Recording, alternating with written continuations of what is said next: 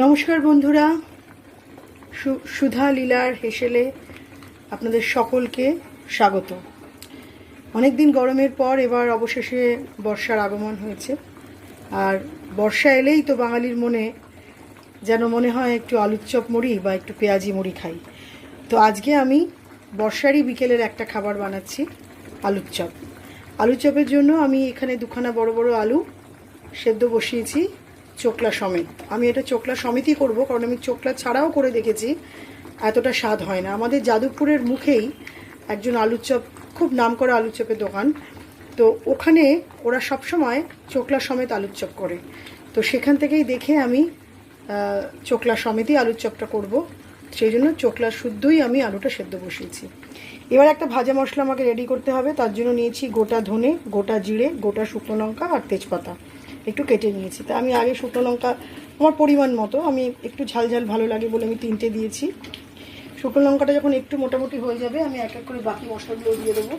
লঙ্কাটা হতে যেহেতু একটু সময় লাগে, সেই জন্য লঙ্কাটা আমি সবার আগে দিলাম। একটু এরকম করে চেপে চেপে দিতে হবে।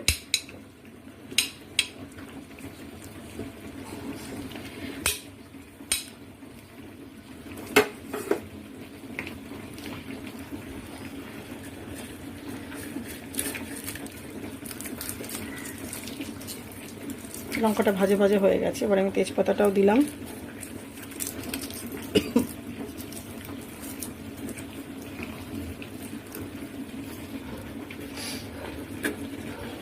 আর একটা লঙ্কা ছিল, আমি দিয়ে দিলাম।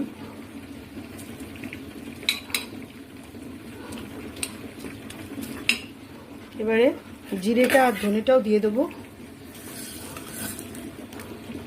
একটু হালকা ড্রাই রোস্ট করে ভেজে নিয়ে মশলাগুলোকে গুঁড়ো করে নেব, কিন্তু মশলাগুলো যেন পুরো ফাইন রোস্ট না হয়। এই পুরো ফাইনলি গ্রাইন্ড করবেন না, পুরো যেন একদম মিহি না পেশানো হয়। তাহলে আমি দেখেছি যে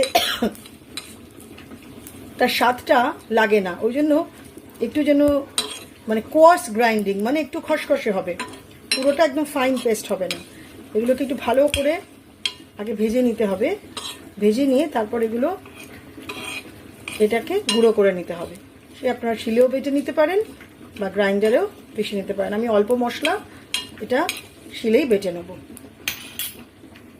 আলুটা আমি সেদ্ধ করে ছাড়িয়ে নিয়েছি, অল্প একটু চোকলা আছে, তাতে কোনো অসুবিধা নেই। আর এখানে আমি মশলাটাও দেখুন এভাবে একটুখানি গুঁড়ো করে নিয়েছি। বললাম পুরোটা গ্রাইন্ড করবেন না। আচ্ছা, এখানে আমি আরেকটা মশলাও দিয়েছি,